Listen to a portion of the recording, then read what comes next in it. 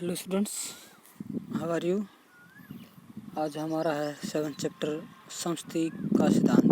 समस्थिति का मतलब होता है भू संतुलन, कि भी किस तरीके से पृथ्वी की जो आंतरिक और बाह्य क्रियाएं काम करती हैं और भू संतुलन को बनाए रखने का प्रयास करती हैं। तो उसके बारे में आज हम विस्तार से चर्चा करेंगे। और इसका जो अर्थ है कि भूपटल पर कहीं ऊंचे पर्वत और कहीं विशाल जो है समतल मैदानों के रूप में हमें देखने को मिलता है। और बहुत सारे जो गहरी खाइयाँ हैं, ऊंचे पठार पर्वत हैं।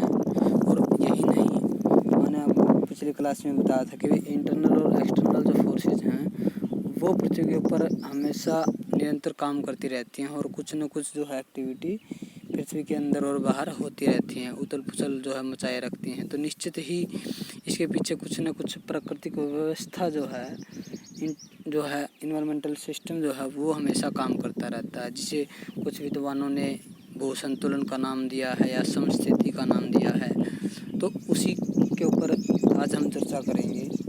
समस्थिति का अर्थ और परिभाषाएं क्या है कि भी आइसोस्टेसी ग्रीक भाषा का शब्द है और यह आइसोस्टेटिस से निकला है, जिसका अर्थ होता है बराबर खड़े करना। एक तराजू की तरह लेवल बनाए रखने का प्रयास करते हैं। इस तरीके से एक तराजू में कुछ एक साइड कम या ज़्यादा हम कर दें तो उसका जो बैलेंस है वो ऊपर नीचे हो जाएगा। तो यहाँ पर भी वही स्थिति है कि भी पृथ्वी के ऊपर जो है इंटरनल एक्टिविटी क्रियाएँ क्या करती हैं, पृथ्वी के जो भू संतुलन है उसको बनाए रखने का काम करती हैं। तो इस तरीके से परिभ्रमण करती हुई पृथ्वी ऊपर स्थित उच्च और निम्न क्षेत्रों के बीच जो है यांत्रिक स्थिरता की दशा में काम करती हैं।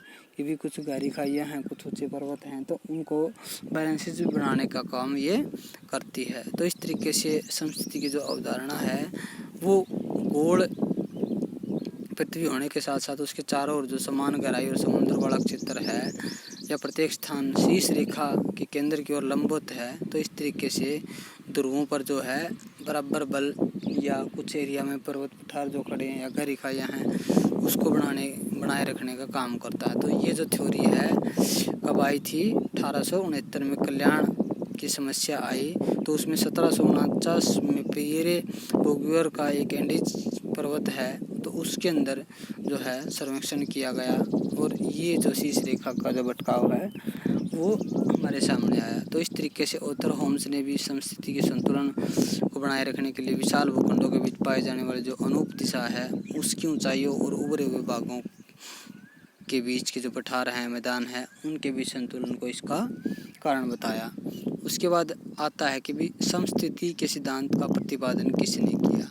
सिद्धांत के सूत्रधार हैं जो 1859 में जो है G.H. पार्ट ने भारत की स्थिति के अनुसार आइसोस्टेटी शब्द का प्रयोग किया था। और इसी सिद्धांत की जो अवधारणा है भूवैज्ञानिक C.E. डटन ने भी 1879 में दी थी।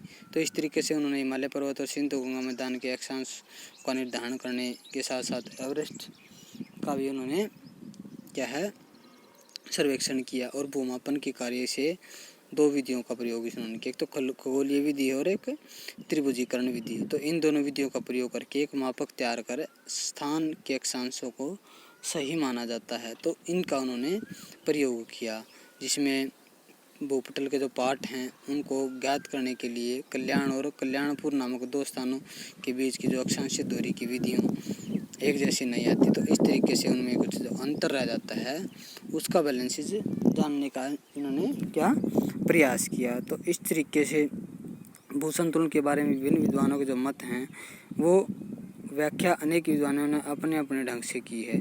जिसमें G.H. पार्ट का जो मत था कि भी कल्याण और कल्याणपुर की जो अक्षांशीय दूरी का अंतर है उसका अनुमान लगाया गया कि हिमालय की भारी चट्टानों ने शीर्ष रेखा को अपने ओर खींच लिया होगा, तो जिस कारण से ये अंतर पड़ा। तो इस तरीके से अपने अपने अक्षांशों के अकॉर्डिंग, अपने अपने जो विचारों के अकॉर्डिंग इन्होंने बहुत सारे जो विकल्प भी दिए हैं कि भी पर्वतीय भाग बहुत ही हल्के पदार्थों से बने हैं या कुछ जो पर्वतीय भाग हैं गहरे पदार्थों से बने हैं या खाइयाँ जो हैं वो भी काम करती हैं, मानवीय क्रियाएँ जो हैं भूसंकलन को बढ़ावा देती हैं। तो इस तरीके से अपने अपने इन्होंने जो है कारण दिए। इसके बाद कि भी इन्होंने जो है पार्ट ने बताया कि भी पारे के ऊपर निकली जो टुकड़ों की ऊंचाइयों के अनुसार उनका गंतव्य के अनुपात उल्टे अनुपात में हो जाते हैं। तो इस तरीके से उन्होंने ये जताया। और पृथ्वी जो है इसी प्रकार प्रयोग के आधार पर पाठ ने सिद्ध करने का प्रयत्न भी किया कि भी जो पृथ्वी की अर्ध स्तर है उसका जो गंतव्य है कितना है 3 पॉइंट। और दूसरा जो है सर जॉर्ज बी एरी का जो मत था उसकी थ्योरी क्या थी, उसका व्यू क्या था कि ब्रिटेन के शाही खगोल विज्ञानी सर जॉर्ज बी एरी ने भूसंतुलन के बारे में अपना मत प्रस्तुत किया। और जिस प्रकार से प्लावी हिम के 9 हिस्से जल के अंदर डूबे रहते हैं तो इसी तरीके से एक ही हिस्सा जल के ऊपर तैरता रहता है, तो उसी प्रकार से महाद्वीपों का भी 9 गुना भाग जो है गहराई के अर्धस्थल में डूबा हुआ है और डूबा रहना चाहिए। इस प्रकार से एरी ने जो है आर्किमिडीज के तैरने के सिद्धांत का महत्व प्रदान किया और अपनी संकल्पना इस बात पर जोर दिया कि विभिन्न जो स्तंभ हैं का गंतव्य तो बराबर होता है लेकिन उनकी गहराई में अंतर हो जाता है। तो इसके उन्होंने बहुत सारे जो मूल कारण दिया है, आकर्षण का कारण है एक दूसरे से, या शीर्ष रेखा का हिमालय की ओर आकर्षण की गणना की अपेक्षा इसलिए कम आ जाती है कि हिमालय के नीचे हल्के पदार्थों का गंतव्य वाले द्रव पदार्थों को उन्होंने क्या कर दिया, हटा दिया है।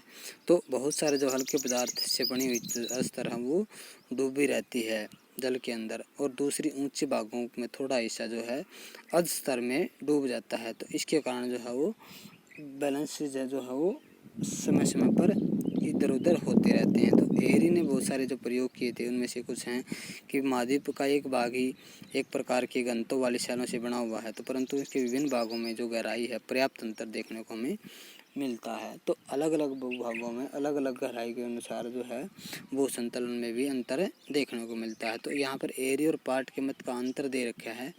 तो इस अंतर के अकॉर्डिंग कि भी एरी का मत तैराव के नियम पर आधारित था और पार्ट का जो अर्थ था अक्षतिपूर्ति के तल के नियम के आधार था कि भी अक्षतिपूर्ति का तल क्या है कि भी जो नुकसान हो जाता है इनबैलेंस होने के बाद उसको बनाए रखने के लिए कहीं ना कहीं से जो है चट्टानें खिसकती रहती हैं। तो बैलेंस बनाए रखने के लिए वो है जो है अक्षतिपूर्ति अपने नुकसान की जो भरपाई है वो आंतरिक चट्टानें जो हैं एक स्थान से दूसरे स्थान पर खिसक कर करती रहती हैं। तीसरा जो है हैफोर्ड और बोवी का मत, इन्होंने भी इस तरीके से हैफोर्ड ने 1910 में और 1917 में जो है बोवी ने इनके जो हैं पार्ट से मिलते हुए जो विचार हैं वो ही इन्होंने दिए कि भी तल के ऊपर पदार्थों के घनत्व में अंतर तो पाया जाता है। तो इस तरीके से उन्होंने भी जो है अक्षतिपूर्ति और समतोल तल का नाम रखा कि भी उसी तरीके से पाठ के अनुसार ही इन्होंने अपने विचार दिए कि भी जो अक्षतिपूर्ति का जो तल का जो नियम है वो ही मान्य सिद्धांत इन्होंने भी बनाया। तो इस तरीके से बोवी ने भी इस परिकल्पना की पुष्टि के लिए विभिन्न धातुओं की चौड़ाई वाले जो 8 टुकड़े हैं उनकी लंबाई अलग अलग थी, तो उनके आधार पर नदी बेसिन में या पारे से भरे बेसिन में इसको रखा और टुकड़ों को तल समान रहा तो घनत्व के जानने का उन्होंने भी प्रयास किया। तो इस तरीके से जोली का मत है, होम्स का मत है। तो इन सब के मतों के अनुसार इन्होंने अपनी अपनी जो विचारधाराएं हैं या भू संतुलन के बारे में है या लेवल जो है समस्थिति के या अक्षतिपूर्ति का कटिबंध जो सिद्धांत है जो इन्होंने दिया था तो उसी के अकॉर्डिंग इन्होंने माना। तो सबसे जो निश्चित माना गया बहुत सारे जो भूगोलवेत्ताओं ने दिया, एक तो क्या दिया कि भी अक्षतिपूर्ति कटिबंध का सिद्धांत, अक्षतिपूर्ति का जो नियम है उसको माना गया क्योंकि जो इंटरनल प्लेटें हैं वो अपनी जो नुकसान की भरपाई हैं दूसरी प्लेटों के साथ खिसक कर करने का प्रयास करती हैं। तो इस तरीके से क्या है बैलेंस भी बनता रहता है। उसके बाद समस्थिति समायोजन एडजस्टमेंट कैसे करती है, वही चीज़ें हैं भी भू संतुलन में जो है समायोजन कैसे होता है, एडजस्टमेंट कैसे होती है, संतुलन बनाए रखने का काम किस प्रकार से होता है कि पूरी पृथ्वी पर समस्थिति की दशा कभी नहीं आ पाती क्योंकि कहीं ना कहीं इतनी बड़ी पृथ्वी के ऊपर इनबैलेंस होता रहता है और प्रादेशिक स्तर पर समस्थिति अवश्य पाई जाती है, लेकिन यह सदैव आवश्यक नहीं होती कि जब एक स्थान पर पर्वत श्रेणी का उदय होता है तो अपक्षय और अनाच्छादन नामक बाहरी ताकतें भी उस पर अपना कार्य आरंभ कर देती हैं। यानी जहाँ से अपर्दन, कहीं पर अपर्दन हो रहा है तो कहीं पर डिपोजिशन भी हो रहा होगा। तो परिणाम स्वरूप जो है पर्वतीय हल्के भाग होने लगते हैं और सागर नितल में जो है डेल्टा है, ये जो ऊपरी फ्लोर है वो भरता रहता है। तो इस तरीके से जो है संतुलन जो है बिगड़ने लगता है। तो पर्वतीय भागों पर भार कम होने से दबाव कम हो जाता है और सागर की तली में भार अधिक होने से दबाव बढ़ जाता है, क्योंकि जहाँ से कटाव होगा तो कहीं ना कहीं उस कटाव का जो है डिपोजिशन भी कहीं ना कहीं होगा। तो इस जिसके धरातल पर भू संतुलन कायम रहता है और भू संतुलन समायोजन इसको हम कह सकते हैं। तो इस तरीके से विभिन्न जो है भूगोलवेताओं ने, जैसे होफोर्ड का मत भी यही काम करता है कि 96 किलोमीटर से 112 किलोमीटर की गहराई पर होता है।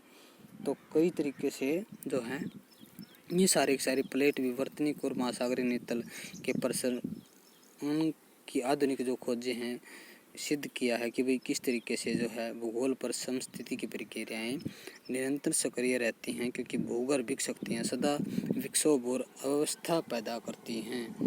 तो इस तरीके से आज के लिए आपका ये लेसन है। उसके बाद कुछ जो है डेफिनेशन दे रखी हैं, जिसमें बहिर्जात बल है, पिछले लेसन में भी बताया था, अंतर्जात बल है, इंडोजेनिक जो फोर्सेज हैं, एक्सट्रोजेनिक जो फोर्सेज हैं वो हैं, या भूगणितीय सर्वेक्षण है।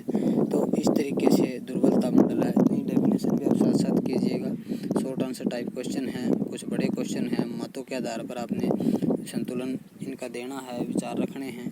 तो वो सारे के सारे आपके लेसन में, तो इनको रिवाइज कीजिए, नोट्स तैयार कीजिए। आज के लिए इतना ही। Have a nice day students.